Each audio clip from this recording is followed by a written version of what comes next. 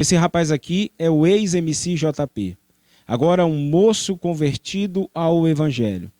E ele, amados, nos traz um testemunho maravilhoso. Ele esteve esses dias no podcast do saudoso pastor Douglas Gonçalves, falando acerca do seu testemunho. Nós iremos assistir aqui alguns trechos dessa conversa que trouxe, na verdade, um testemunho maravilhoso de verdadeira conversão. Vamos analisar o vídeo um pouco.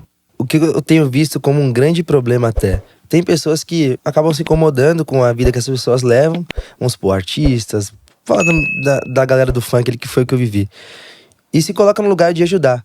Mas às vezes essa pessoa não tá pronta, quando ela chega lá acontece o contrário. Não, cara, vou orar por esse MC. Quando ela entra naquela casa... Ela é vislumbrada por ela, aquilo. não, peraí. Se eu começar a pregar na vida dele pra ele renunciar a essas coisas, o amor dele é o dinheiro, eu também não vou ter esse acesso mais. Olha isso. Então a pessoa começa a se perder. Então a gente vê muitas células acontecendo em casas de artistas, onde não é pregado renúncia. Não porque tem o medo de não voltar lá semana que vem. Justamente vai falar o que ele quer ouvir. Muitas vezes vão se colocar como profetas e falar, olha, tudo isso aqui que você vive hoje é Deus que te deu. Sim. Tudo isso que você tá vivendo hoje é onde ele queria que você estivesse. Isso é terrível, cara. E aí acontece o caminho inverso. Então, eles estão confusos. Engraçado, né? Porque eu já vi muito isso acontecendo, por exemplo, com um jogador de futebol, né? Então acontece a mesma coisa no eles funk, estão confusos. Então você vai ver eles falando de Deus na internet, você vai ver eles se drogando, você vai ver as letras falando sobre pornografia, mas você vai ver eles na célula à noite. Então eles estão confusos. As peças que estão ali não... Porque a pregação não tá vindo. Não estão fazendo diferença. Né? E aí todas as oportunidades que eu tenho de chegar lá, eu tento falar a verdade. Essa primeira fala dele foi sensacional, porque hoje muitos artistas, jogadores de futebol, celebridades, se convertem, mas a gente observa que é puro emocionalismo. Não há uma verdadeira conversão. E às vezes esses tais profetas vão na casa dessas celebridades, mansões, e muitas vezes não querem falar a verdade. Não querem pregar o verdadeiro evangelho. E esse menino traz aí essa palavra que realmente é uma realidade do que tem acontecido nos dias atuais. Muitos querem Cristo, mas não querem verdadeiramente se converter a Ele e abandonar as suas práticas. Vamos acompanhar mais um trecho. E eu não via muito sentido para isso, mas eu estava levando aquela vida como um famoso, um popstar. E um dos meus sonhos era mudar para Alphaville, porque eu via aquelas casas nos videoclipes. Então era a nossa meta de vida, sair da periferia e morar nesse lugar. E eu mudei para Alphaville depois de um tempo, ali no funk. E foi quando eu comecei a frequentar uma barbearia. E eu chegava nessa barbearia sempre chapado, drogado, contando as besteiras, as coisas que rolavam nos bastidores do funk. Mudei já com a minha esposa ali pra Alphaville. E nessa barbearia tinha um homem, um rapaz, que era o dono da barbearia, ele não era nem barbeiro. Que toda vez que eu trazia algum problema, ele contava, esse rapaz me respondia com a palavra. Ele chegava e falava, cara, na palavra diz isso, isso, isso. E aquilo fazia sentido pra mim. Eu não tava caminhando com Deus, mas tudo que eu ouvia que tava na palavra, eu tinha um temor, né? Ok. E eu sempre comento que quando a gente é uma grande figura, assim, um popstar, um famoso, o nosso ciclo de amizade concorda com tudo que a gente faz. Então, né? Eles sempre respondem o que eu quero ouvir. Doideira isso, né? E quando eu tava indo nessa barbearia, aquele rapaz, o Sam, ele me respondia o que eu precisava ouvir, não o que eu queria. Então, várias vezes era confronto ali. Sim, eu comecei a ir cada vez mais ali, e eu ouvi aquilo e fazia sentido. Falei, cara, esse cara tá falando realmente o que eu preciso ouvir, sabe? Fazia sentido. E não entendia que eu tava sendo ministrado ali por aquelas palavras. Até que a gente virou muito amigo, e uma vez ele foi usado por Deus pra falar comigo, me entregar algo justamente sobre algo que eu tava vivendo, né? Me entregou ali uma palavra falando, olha, isso que tá acontecendo na sua vida é por causa disso, faz sentido pra você, né? Tô sentindo de falar. E era exatamente a resposta que eu precisava naquele momento. E essa amizade foi crescendo, eu convidei ele pra minha casa. E quando ele foi lá, eu perguntei, falei, Sam, como que você sabe tanto da palavra assim, né? Curioso mesmo pra entender. E ele revelou que era pastor. Ele falou, então, cara, até ali você não sabia? Não sabia. Ele falou, eu sou pastor. E aí eu lembro de ficar muito envergonhado, porque eu lembrei como eu chegava naquela barbearia, né? As coisas que eu falava, sempre drogado. Falei, caramba, por que você não me avisou antes, né? E ele falou, olha, diversas vezes eu quis te falar, mas o Espírito Santo me conduziu a te ministrar aos poucos, senão você ia correr daqui. E provavelmente eu ia correr. Eu falava que eu não gostava muito de ouvir isso. Eu não, na verdade, como esfriou, eu nem tinha um contato com Jesus quando eu ia pra igreja, pra ser criança, então eu nunca acreditei de fato na igreja, em Jesus. E ele falou aquilo, ao mesmo tempo que eu fiquei envergonhado, eu queria um carinho muito grande, que eu falei, pô, eu chegava aqui drogado, todo tatuado, tinha tudo pra uma pessoa me julgar, né? A imagem que eu tinha. E o cara falou de Jesus pra mim. Então, na minha cabeça começou a formar uma imagem de uma possibilidade de tudo isso ser verdade. Esse Deus que eles tanto falam, Jesus, por que ele tá fazendo isso? Qual o motivo, né? Que maravilha, mas olha o que esse rapaz acabou de falar. Ele ia num lugar onde ele era confrontado através da palavra de Deus. Ele ia num lugar, nessa barbearia, mas ali havia um pastor que ainda não tinha falado para ele que era pastor, mas estava ali ministrando ao seu coração. E ele ia lá e ele via Deus através da boca desse pastor. Porque aquele pastor falava não aquilo que ele queria ouvir, mas aquilo que ele precisava ouvir. O que nós precisamos esses dias não é aquilo que nós queremos ouvir. Não é mensagens para massagear o nosso ego, mas é aquilo que nós precisamos ouvir. Não é o meu querer, mas é aquilo que eu preciso da parte de Deus. Vamos para o trecho agora que ele vai falar sobre o dia em que ele fez o seu último show e ele levantou um cartaz ali naquele show perante a milhares de pessoas. Como é que foi naquele dia do show, né? Então da faixa. Aquele dia da faixa, que foi achei muito legal a forma que você fez, porque tem muita gente que toma essa decisão, tem muitos artistas que já se converteram, né?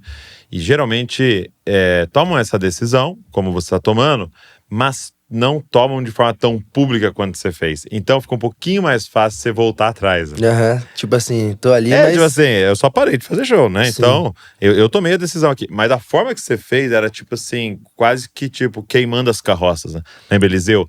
Eliseu vai seguir Elias, ele queima as carroças e os bois. É como se tivesse assim, tá, se amanhã eu quiser voltar, não tem mais carroça lá, entendeu? É isso. Então, tipo, achei muito louco a forma que você fez, assim, né? É que se amanhã eu quiser voltar, eu sou um mentiroso. Né? Exato, eu falei eu não tenho pro Brasil inteiro. Mas como que chegou? A pergunta foi como que foi esse dia, né? O que acontece? Eu já tinha parado com shows, já tava decidido. E já tinha conversado com eles? Já, não tava fazendo mais, tava decidido. E me ligaram, a Netflix me ligou e falou, olha, vocês têm um evento, a gente quer fazer um evento presenteando os fãs, era a última temporada da série. E a gente vai fazer um baile funk e você vai estar lá como seu personagem, fazendo o show. E eu falei, olha, eu não... Desculpa, entendo, todo projeto envolve custos, vocês já elaboraram, mas eu não vou participar, não faço mais isso.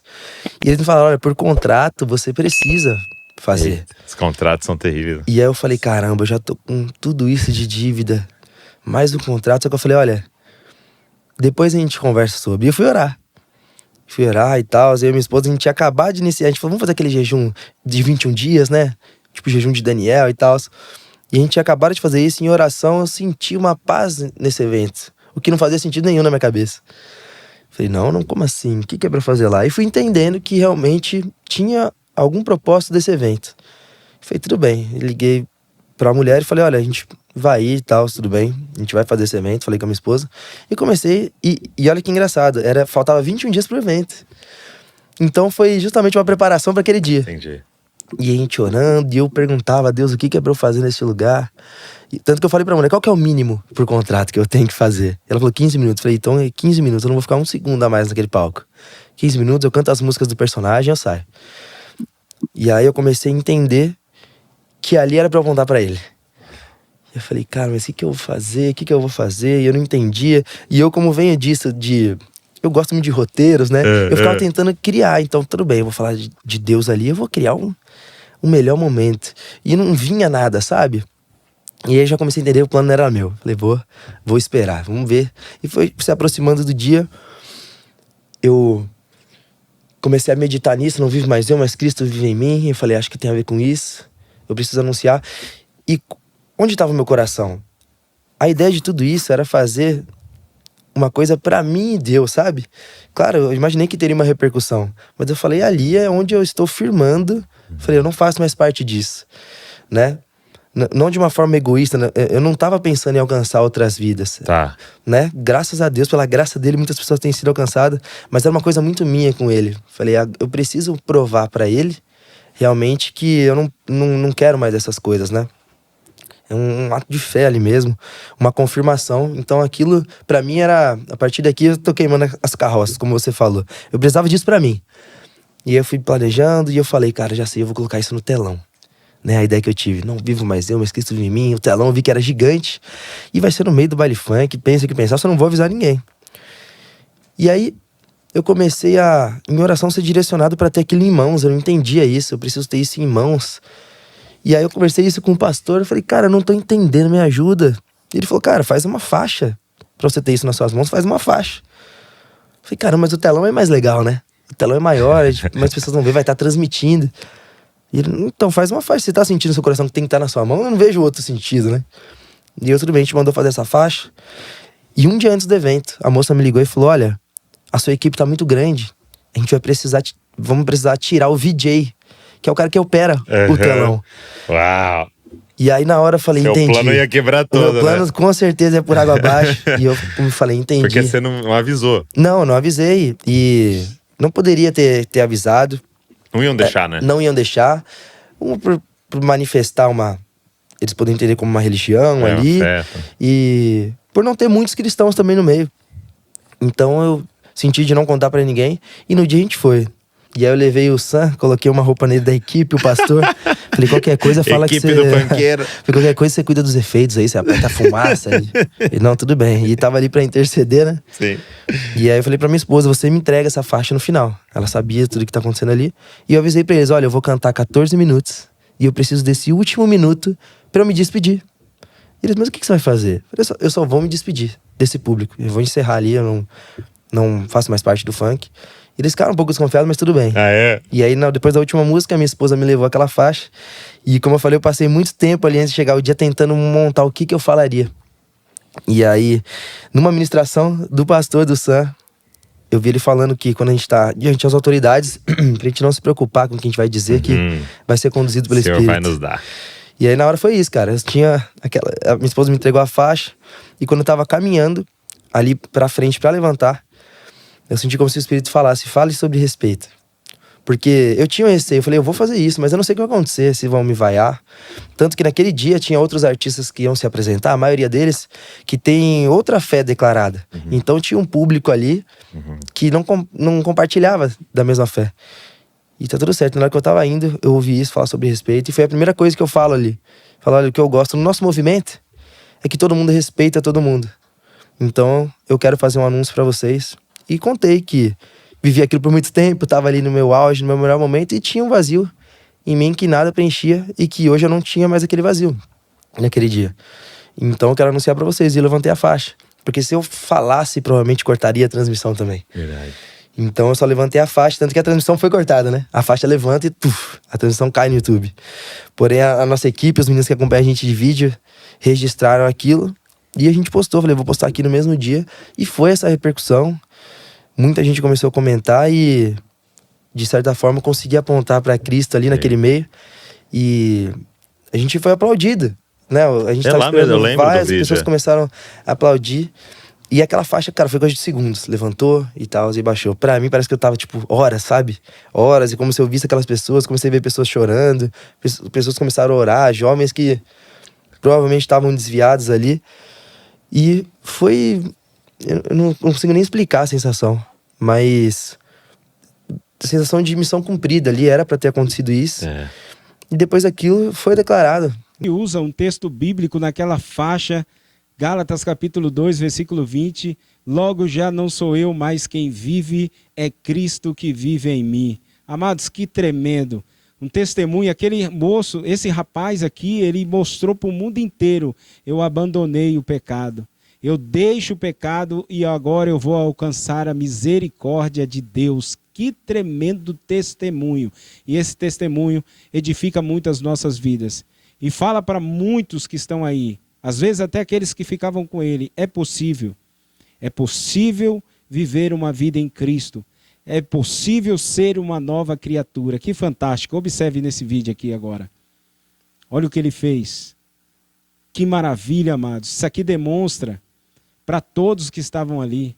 Ele deixou, como muitos não querem hoje, eu não posso deixar de cantar, os meus cachês são altos, toda a minha luxúria, eu não posso abandonar de forma nenhuma. Mas esse rapaz nos mostra que nós devemos abandonar tudo para servir a Jesus. para viver uma nova vida em Cristo, para ser verdadeiramente uma nova criatura.